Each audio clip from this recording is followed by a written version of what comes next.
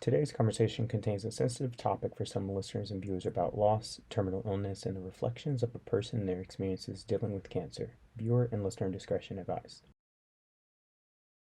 I landed in Boston on August 29, 2021, unpacked my stuff in the dorm, and decided to hang out with some newly made friends. We were dancing in their rented house to celebrate our arrival at Harvard.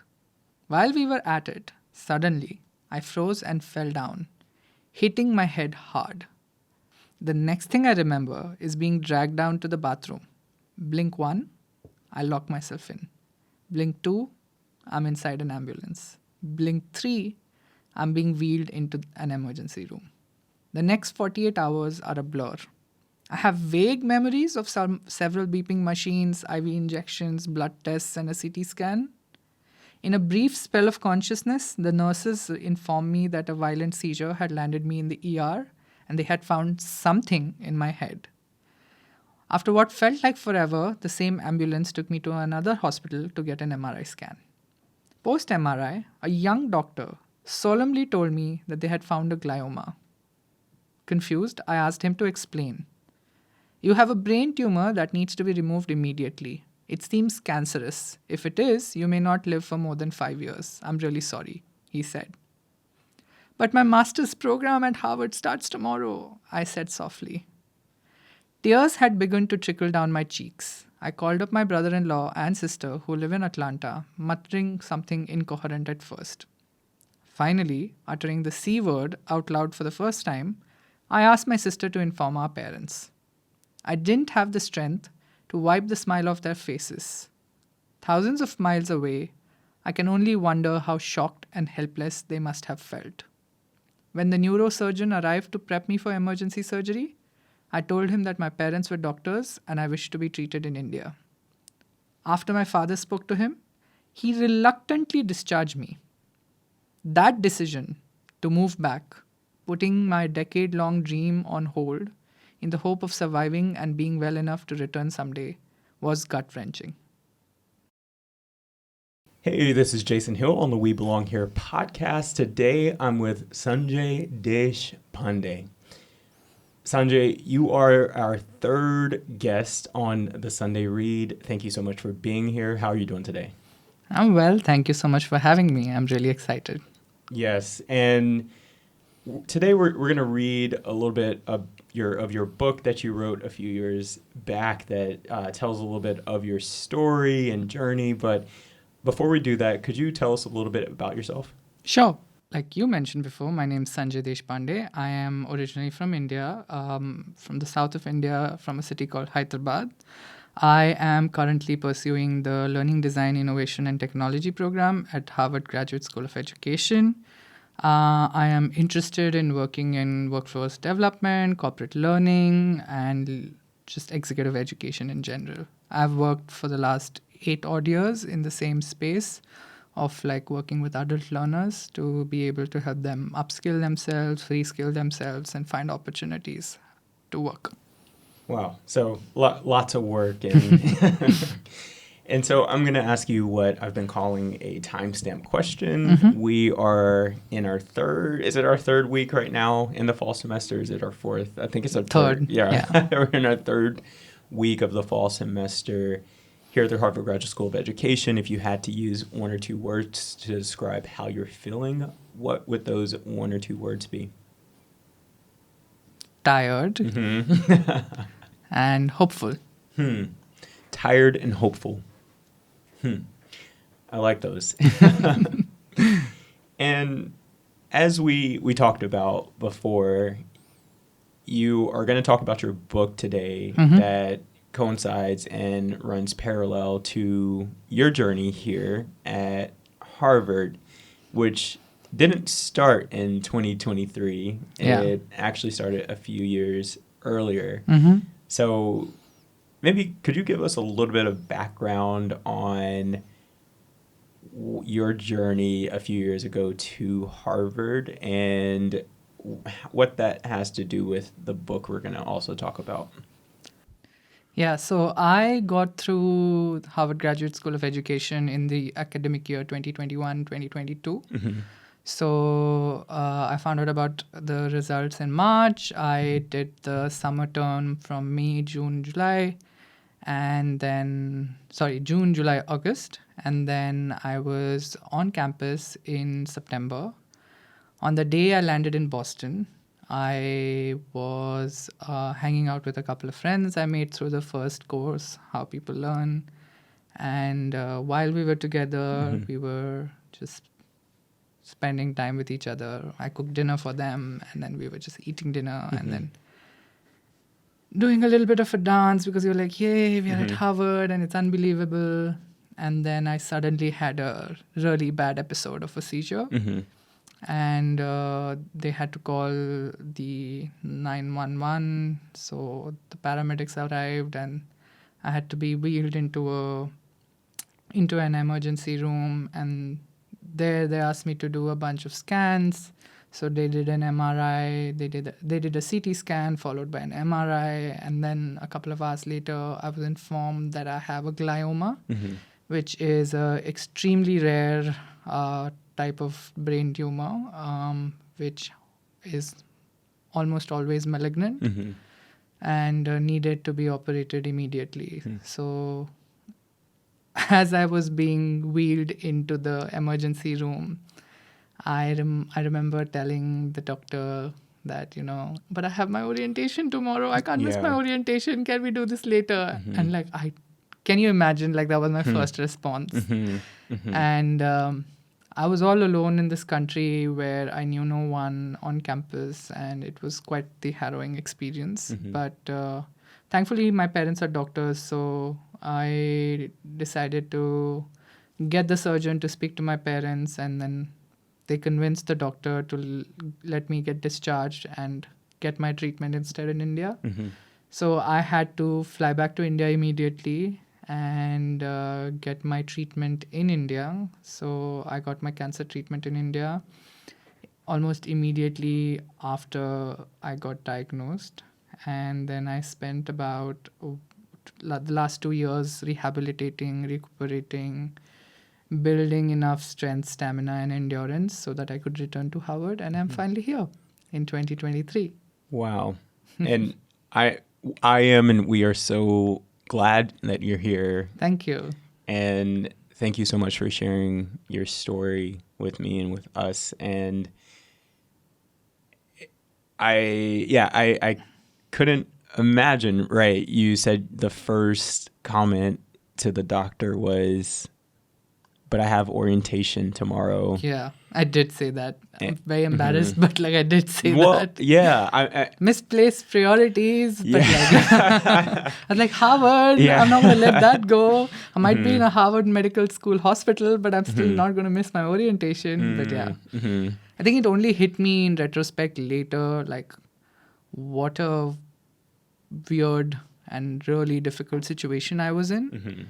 Because as an international student, it's really, really scary to be in the hospital in the US because I've only heard of nightmare stories about how difficult insurance is, how difficult getting treatment here is, and how it could bankrupt you and all of that.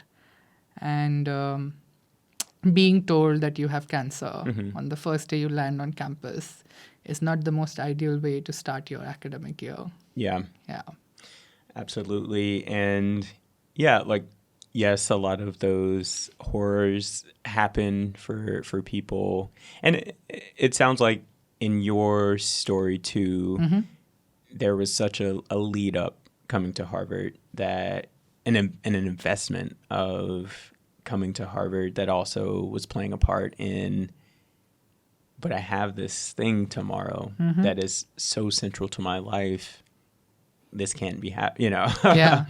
So I first came to Harvard in 2012. So the Harvard Undergraduate College has a program called the Harvard College in Asia program, where they select 5 people from different South Asian, general Asian countries and organize a student conference. It's like an exchange program.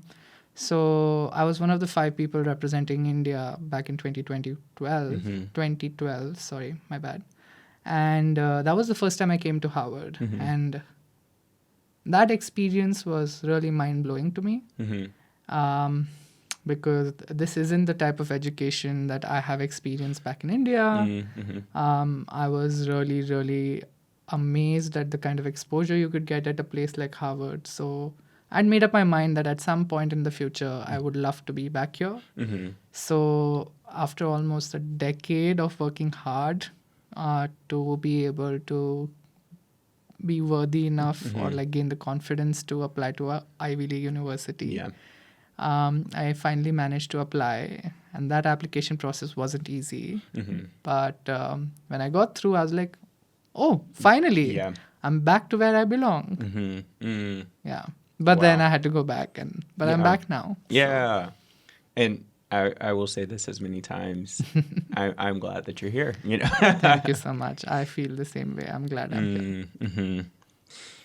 And so you, during this time in which you went back home, you were at Harvard, had a medical incident which changed your life, and you went back home, and through processing and through just the experience of what your new life was, you co-authored a book called "Don't Ask Me How I'm Doing: Life, Death, and Everything in Between."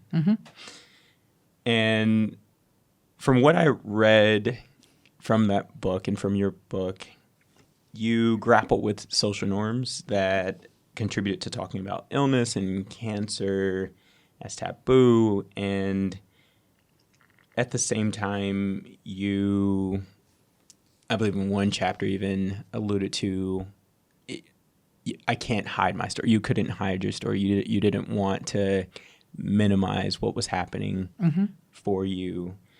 And so in this like process of tying into a book, why was co-authoring important to you? And like how did you even come up with the idea and the inspiration and to say I want to co-author a book about this? So to be very honest, I got diagnosed on 1st September 2021. I moved back to India and had my surgery on 28th September 2021. And then I had like almost 3 months of rehabilitation because the left side of my body was partially paralyzed and I had to like learn how to use it again. And while I was in rehab, I was exhausting all the possible movies and TV series I could find on Netflix. But beyond a point, I started hitting a wall where I started realizing that, my life's not going to be the same anymore. I was kind of spiraling into depression. And there was these thoughts about like, oh God, I'm never going to be normal again. What is normal? How will I get back to being normal? And so I started seeking therapy. One of the things that my therapist had told me was, what you're feeling is completely normal. I mean, you're at an age where you're supposed to be performing at your peak in life and at career. So I was really surprised to find out that there was a way to deal with it called bibliotherapy, which is a form of therapy where you write.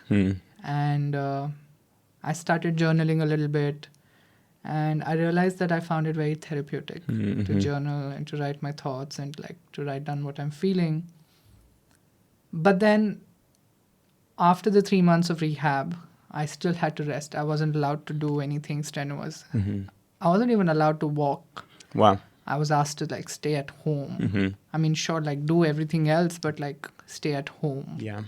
Because we don't know if you'll get a seizure on the road while you're crossing the road, or if you'll like just fall down because you still haven't been able to gain control of your complete body. So I needed to do something to keep myself busy. I started looking up resources for young adults with cancer, and I found there were literally none for Indians. And then I expanded the scope of that and to see if there's anything for South Asians in general. Yeah. There were literally zero resources for South Asians as well. But then I started expanding the search a little more, and I found a few in the West. So I found like a couple of resources in the UK, a few in the US. And I tried really hard to use them Mm-hmm. to answer the questions I was struggling with, like how do I get back to work after treatment, how do I like find a partner now, Yeah. like how do I build a family, like what do I do about my career, like do I still maintain the same goals I had earlier. And I realized that most people did not have answers to these questions, and even the resources I found in the West did not culturally align to the questions or like the context that I grappled with. And I realized that okay, a resource definitely is required for the challenges that people like me face. And at the same time, I was trying to find people like me because I did not know a single person who was in my age group who had cancer. Yeah. Most other cancer patients and survivors I met were either above the age of 40 or they were under the age of 16. So you get the cancer is usually considered a pediatric or a geriatric illness because you either get cancer in your childhood or you get cancer in your late 50s, 60s, 70s. So there weren't a lot of support groups either. And whenever I tried to find someone my age, I just couldn't. And to not be able to discuss what you're struggling with someone of your own age was really, really hard. Like, no matter how much therapy I got, it wasn't the same thing as discussing what you're struggling with someone who gets it. Yeah. So I thought, like, okay, I'm going to start building a resource for people like me who are struggling and who are young adults between the ages of 18 to 39. And let's see what form and shape this resource takes. Luckily, this was around the same time when the publishing house through which I published the book, it's a crowdfunding, crowd co-authoring platform called Let's Author, who were looking for non-traditional writers. They wanted to work with people who had fresh ideas, who were perhaps people who had never published before but had something really interesting to offer. And I contacted them and I pitched the idea of like, how about we create a resource book for people, young adults with cancer, both patients, survivors, caregivers, and people who may know someone who have cancer. Yeah. And let's focus on the South Asian ecosystem because there's a clear gap that's visible, that there aren't any resources available at all for this community. It's falling through the cracks and nobody's focusing on doing anything to help them. And these are the people who are going to go on to, they're literally at the peak of their lives, right? They're getting out of college. They are trying to figure out their jobs. Right. They're growing in their jobs. They're trying to network. They're trying to find a partner. They're getting married. They're trying to start a family. And you're suddenly hit with this news called, oh, you have cancer. Yeah. So how does one navigate that situation? And what does a normal look like for a person who has just been through that experience? So they liked the idea, they approved my pitch, and then I became the lead author of the book. So now I had to come up with like, what's going to be the structure of the book, what's going to be the vision of the book, and what are we going to do about it? So I definitely didn't want to write a book alone. Yeah. Because I have perhaps like 1% of an idea as to what a cancer patient and survivor goes through. Right. Because there are hundreds of types of cancers and each cancer has a subtype and a category, and no two people react the same way to treatments. So I had zero clue about how chemotherapy works or like what effects of chemotherapy might be. I had zero clue about like what fertility issues could be for like women who go through cancer treatment, or even men for that matter who go through radiation and chemo. And I had no idea what was it like to raise a child with cancer, or like to try to conceive a child with cancer. And I had no idea what was it like to be a person who gets detected with cancer after they have been a caregiver to another person with cancer. And I certainly didn't know what would it be like to be a person who's being a caregiver to another cancer patient. Right. So since I did not have any perspectives on those things, I definitely didn't want to be the person who's writing about them. Absolutely. So that's how I decided that I'm going to co-author this book with other people. It took a lot of effort to find people Yeah. to co-author with because I had to put it out on LinkedIn, Twitter, all the social media platforms possible about like, hey, I'm writing this book if someone's interested. Cancer is still considered a huge taboo in South Asia in general because, I don't know, there's some sort of like misconception that A, it's either a communicable disease or B, it could be because of like bad lifestyle habits. Maybe he drinks, maybe he smokes, maybe he's having unprotected sex, maybe he's just having like premarital sex, right? And then there are taboos around the fact that, oh, maybe there is some problem with his genes. Maybe his family is like has a history of cancer. Yeah. Maybe we should stay away from them. And there are other misconceptions around the fact that, you know, just being around someone like that could essentially imply that you're also going to get cancer. Yeah. I just found it very difficult to understand why people behave that way. And at one point, I was just like, okay, I can't take this anymore. I'm going to do something about this taboo. And that's how the book was conceived. Wow. Wow. And so I have a few questions and just comments.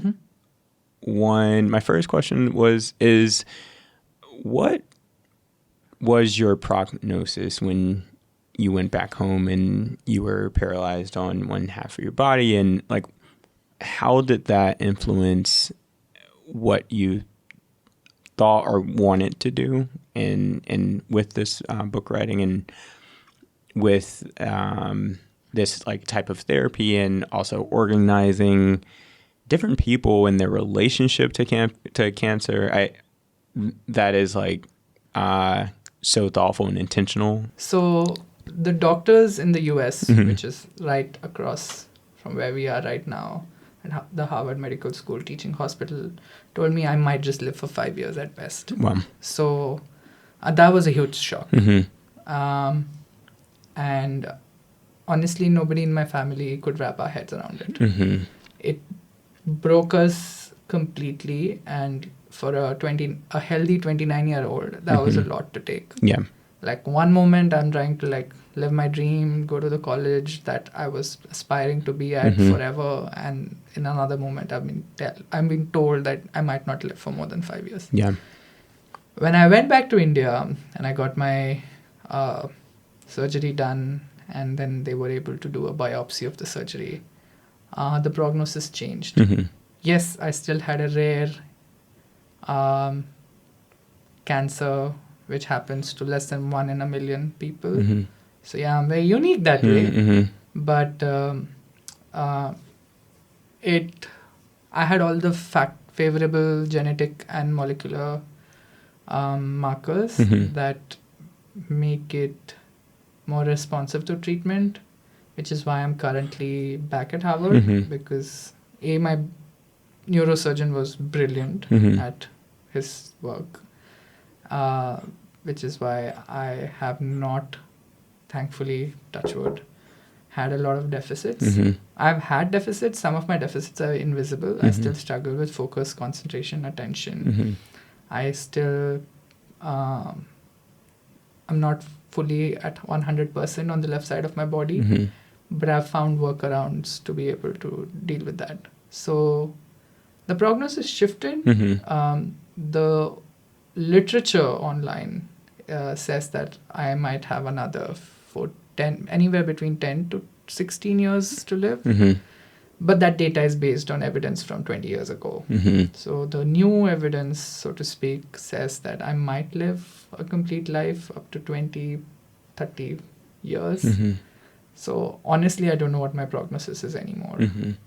I just know that, yes, I had cancer and probably it might come back, but I don't know when. So that's my prognosis. Yeah. And so how did the community outside of the cancer community in which you found, how did they receive this book and these new maybe insights and stories and perspectives and experiences? That's an interesting question.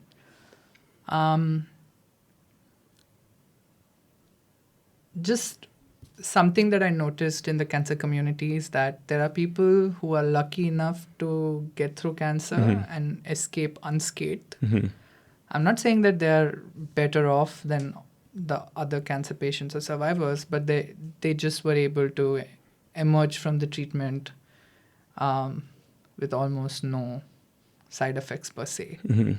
And they tend to go on to write books about how to thrive with cancer or how to become like, I don't know, like a superhuman after cancer. So there are a lot of self-help books on like cancer. And my conscious effort was to not write another self-help book. So there's zero advice if you go through the chapters about what one should do and not do. If they're grappling with a situation that they find themselves in, which resonates with them from the chapters. And I made sure that the chapters in the book were anthology of stories of people and how they dealt with it and what emotions and feelings they went through. Because we wanted people to know that they're seen, they're heard, and they are validated. We don't want them to feel like, oh, I'm not doing enough. Like, look at this person. They've had cancer. Now they're thriving. They started their own business. They've written a book. It's a bestseller. That's not the point. Everyone's cancer is different. Everyone reacts to cancer in a different way. And everyone deals with their trauma of cancer in different ways. Yeah. The point was to help people understand that there is no single way to respond to the situation you find yourself in. Also to know that the challenges you will face as a young adult with cancer are extremely unique compared to those who perhaps have written these books. And there should be no pressure for you to feel like you have to thrive. Yeah. You have to... It's not a competition. I don't want to compete with another cancer patient and be like, oh, look, my best-selling book is better than your best-selling book, right? Like, it's not a competition. Yeah. We are not running trauma Olympics in any way. So that being the background, I think my book was received well by the community because it wasn't very patronizing. It wasn't very instructional. It didn't say, oh, you do this and you will heal. Or you do this and you will get better. Or after you're done with treatment, here's how you can get your life back on track. It wasn't instructional or patronizing in any way. So it was received well. Yeah. But since it was a philanthropic effort, we didn't necessarily target like trying to make profits or sell it as much as possible. Our intention was to put a book out in the world which people can reach out to when they feel the need to, because cancer isn't going to stop just because we did. Cool. Even after we perish, people in our age group will probably still get cancer. And if and when they do, at least there's something out there they can read and feel like, oh, someone else also has struggled with the same issues I've struggled with. And I'm not the only one who feels this way. I hope that anyone who reads this book will take two things away. Number one, if you're related to cancer in any way, that you're not alone and there's no single way of dealing with your cancer. Number two, if you're not someone who is related to cancer, understand that life is precious. And I don't mean it in a cliched way. Yeah. I don't mean like, live large and any of that. I mean literally that when you come so close to death, I've had a near-death experience, right? And I have had a life-threatening illness. It's only now that I realize how precious my life is and how lucky I am to have escaped without any permanent large damage to my quality of life. It's a gift. We forget that we are on borrowed time. that death is going to come for everyone. Some of us just know that it's coming sooner than later. And those who have been close to that experience realize how valuable your time is and how lucky you are to have that experience. To know that your life is precious, to know that you're going to die soon. And the soon is not like, okay, you're terminally ill. Yeah. You're going to die. Like, some of us might die in our 70s. Some of us might die in the next 5 years. Some of us die tomorrow. Like, we don't know. But the point is that you're on borrowed time. Death is right around the corner. So you have to make the most of the life you have. So that's the context. Yeah. And that's how the community reacted. And the people who do not belong to the community supported the book a lot because they found stories that they were uncomfortable asking questions about. Yeah. Because you do not want to ask the wrong question to a cancer survivor or a patient. And you certainly don't want to come across the person who's insensitive. So reading the book gave them a perspective on like what you should ask and what you should not ask. And at the same time, they realized how lucky they were that they were not going through an experience like this. So those are a couple of things that I think people took away from the book. Absolutely. Thank you for sharing. Could you read a section of the book for us? Sure. Using the relevant vocabulary while coming out as a cancer person is another delicate yet significant decision you make after much deliberation. People with cancer choose to use different labels to identify themselves and communicate their status. Some call themselves patients even after active treatment because, well, if you're not cured completely, you're still a patient. But this makes me feel perennially sick. Others call themselves fighters or warriors, suggesting they are battling an enemy. However, the malignant cells are not an external threat. They are a part of my own body. So how can I say that I'm at war with myself? A few call themselves thrivers, indicating that they are prospering or flourishing due to or in spite of their cancer. This puts too much pressure to perform feats for the world to feel inspired. I steer clear of this one completely. Then there's the terminal, which means someone has tried everything and is at the end of their life. Again, not true for me. Most call themselves survivors, suggesting that they live on despite coming close to death. And it is the most commonly used term for all those who have been through the treatment, even if they aren't completely cured. This somewhat resonates with me, being a brain cancer survivor. Lastly, there's living with chronic cancer, indicating that their type is similar to chronic illnesses like type 2 diabetes that require following precautions and need active treatment only when it flares up once in a while. This comes closest to my reality since there are chances that my type of cancer might rear its ugly head, maybe sometime in the future, but can be treated if it does. So, based on my current health status, I have decided to call myself living well with chronic cancer. I use the last two interchangeably as appropriate. Brain cancer survivor or living well with chronic cancer.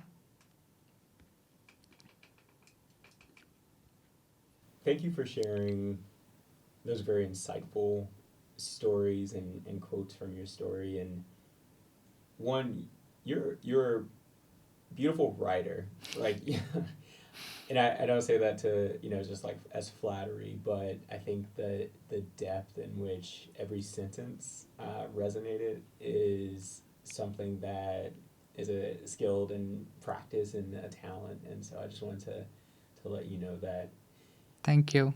You're welcome. I never thought I'd be a writer. And I have huge imposterism about like my ability to communicate in English because it's not my first language. And so it kind of feels really weird to hear that I'm a good writer, especially since this is the first piece of writing that I've actually published. And several people have told me I write well, and thank you. I'm just grateful. Absolutely. And so I think you alluded earlier very correctly that you wanted to share the raw and the honest truths of, and this was some of your story. And I want to ask, in addition to the rawness and the truth, which is heavy, where do you also find joy? What does joy mean for you in this like larger picture of understanding that we're on borrowed time and that however we come about it, that death will be a part of our lives? Yeah, I think one of the things I've realized, again, this might be just my individual experience, is happiness and joy are very fleeting. So, sure, I might do something that makes me happy, but that's going to last for perhaps 5 minutes, 10 minutes, half an hour. But what I find a lot more fulfilling is meaning. Mm-hmm. So I try to do things which are meaningful to me. Mm-hmm. So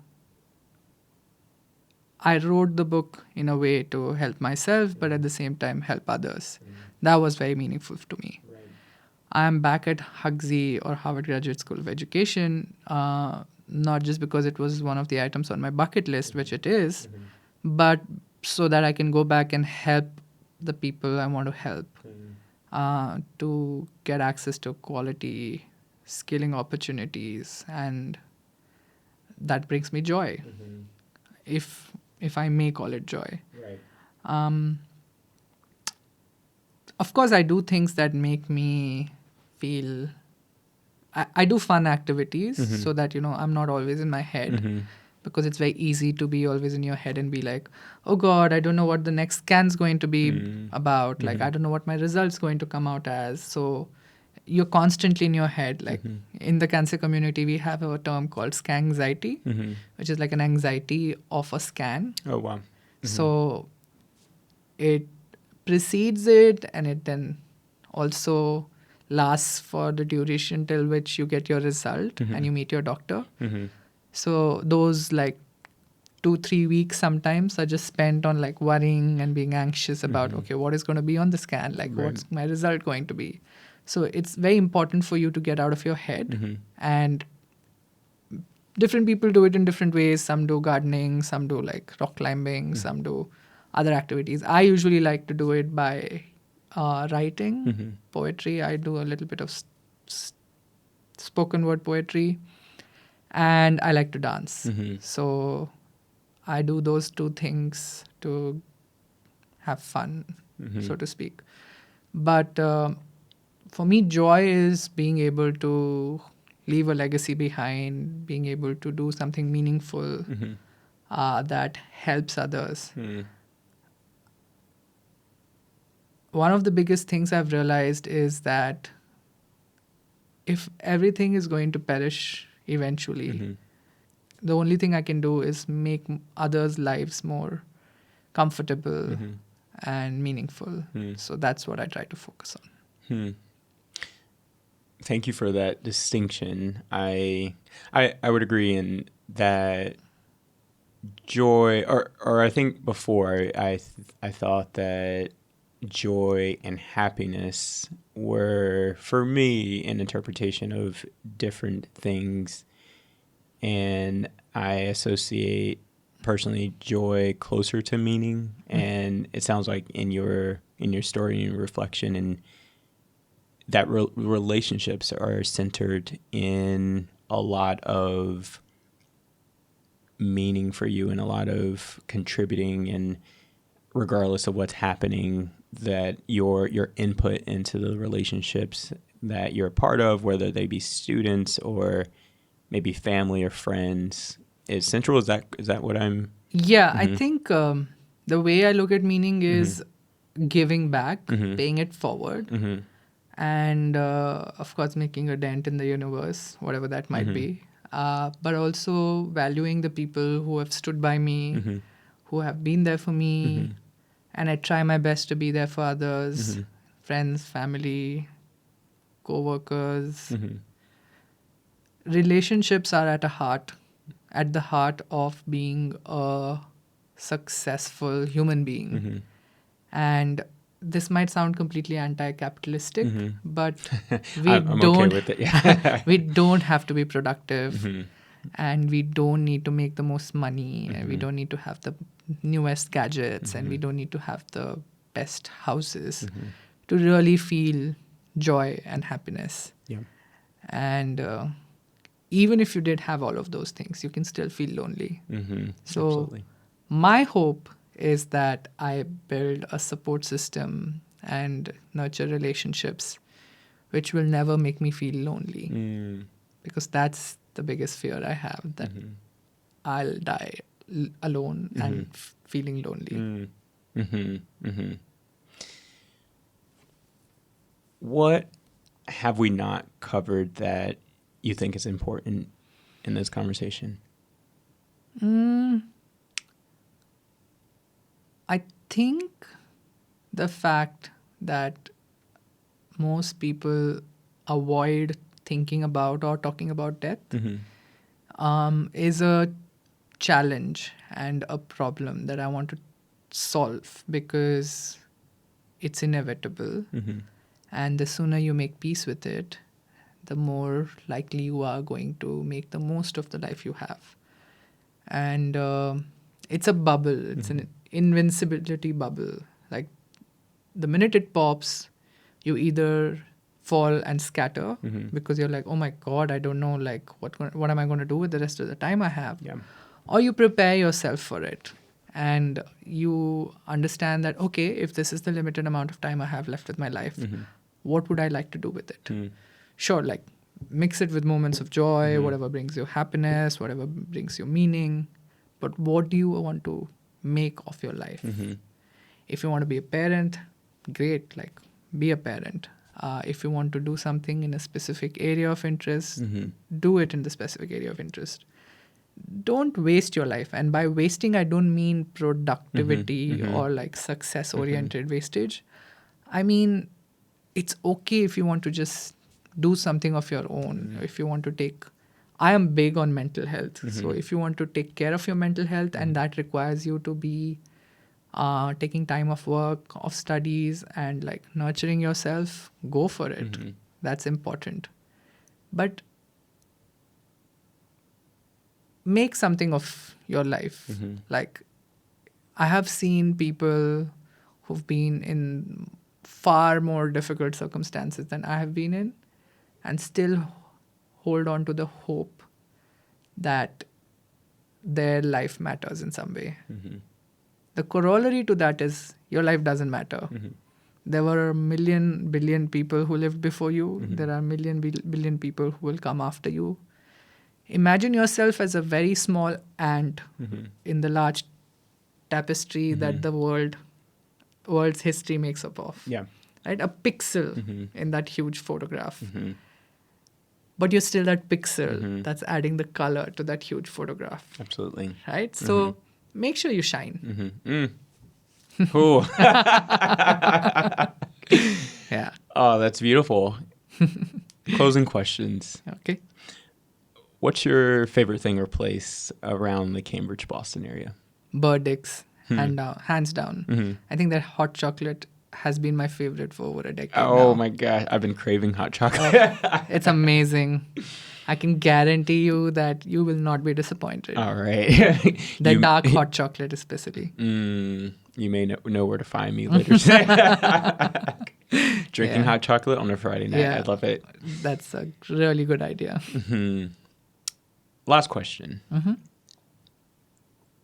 What does belonging feel like, look like, sound like, maybe taste like? It sounds like chocolate. What does that mean for you here at the Harvard Graduate School of Education? Now that's a difficult one. For me, belonging has always felt safe, comfortable, nurturing, accepting. And what it would look like are close-knit relationships with perhaps like very few people, but they're deep enough that you can reach out to them and like say, hey, I need to cry. Can Yeah. you come over, please? Or are you free? Can I come over to your place? And I'm not at all ashamed of admitting that there are days I want to cry. Yeah. Like my life's a disaster in many ways, and I really need to cry. And do I feel safe enough to reach out to someone and to say to them, hey, I want to cry. Can I come over? Or do I feel comfortable enough to be vulnerable with someone and say, this is what I'm going through. It's been a really shitty day. Pardon my French, but it is what it is. Yeah. And do I feel like asking for help? Because that's a big one. I'm a bit of a perfectionist. I feel like I have to be independent and strong and like not rely on anyone else. But belonging is knowing that help is always available for those who seek it. And that's what belonging means to me. Sanjay, it has been a pleasure. Thank you so much, Deshan. Thank you so much for sharing. And I am so thankful to be in community with you. Same here. And looking forward to the remaining of the year and Yes. hoping that we can continue to stay in touch and connected after as well. Thank you. You're welcome. Until next time. Until next time. One of the paradoxes of being a cancer survivor is the fact that the whole experience makes you realize how easily and quickly your life can be snuffed out without any fault of your own. Yet, you can't do much about it often. We like to believe that we are the captains of our own ships, writers of our own destinies, and fate is for those who leave things to chance. While this may be valid to some extent, the ultimate truth is that we can't really control everything, no matter how much we'd like to. Unpredictable things happen all the time. When it happens in nature, like an earthquake, cyclone, tornado, tsunami that kills people, we call them an act of God. When something highly unusual and unlikely happens to an individual, something that kills them perhaps, we call it a freak accident. But what about life-threatening diseases like cancer? They happen to a large number of people and are highly unlikely and unusual. So do they qualify as an act of God or freak accidents? One might argue that some of them are preventable. Avoiding or quitting smoking can significantly reduce the chances of getting mouth and lung cancer. Sometimes it's due to environmental factors like air pollution. Maybe you could choose to live somewhere where there is clean air. It might be due to hereditary factors. You might have a high genetic risk of developing it, so you follow all the precautions to avoid it. Now, despite controlling for all that you possibly could, if you still get cancer, who can you really blame? I grappled with these questions in the first few months after my treatment. After my surgery, I was working with a yoga teacher to recover physically since I needed to exercise but wasn't allowed to do anything vigorous. The doctors had warned me against being sedentary or bedbound. My teacher also taught Vedantic scriptures. So, for a brief period of time, I tried to find answers to my existential questions in spirituality. I read Eastern and Western philosophies extensively in the hopes of finding some answers. Luckily, I found a few. Humans like control and certainty. Two things nature does not always afford us. The whole premise of all spiritual practices is this. We tend to falsely believe that we are in control and can control what happens to us. We fear death when death is the ultimate truth, an inevitable end to our journeys. So, the sooner we make peace with death, the sooner we start living. Some suggest there is an afterlife, some say you may be reborn, some say you go to heaven. The undeniable truth is, no matter what school of practice you follow, there is no escaping death. At one point, I took to existentialism to find solace. I'm agnostic, so I found it easier to accept that humans are just another step in the evolution of our planet. Many species came before us, and many will perhaps come after, unless we destroy our planet to such an extent that we make it unlivable. While we may want to accord meaning to our existence and live long, healthy, and fulfilling lives, Life is inherently meaningless and at the mercy of luck. If you are born with the right genes, in the right family, and in the right location, you might grow up healthy, achieve success, and prosper. Heck, you might even live a long life given your access to superior healthcare. But if you didn't, you wouldn't even be able to access life saving medicines and treatments. I think about this all the time. I was able to get excellent treatment because I had a lot of privilege. I'm cisgendered, able bodied, middle class, upper caste, English educated, and a postgraduate from top Indian colleges and universities with a financial safety net. Not to forget the special access I get because my parents are doctors. I shudder at the thought of what I would have done otherwise. Thank you for tuning in to the We Belong Here podcast. If you would like to be a part of the show, please reach out. My email is jasonhill@gsc.harvard.edu. Looking forward to it.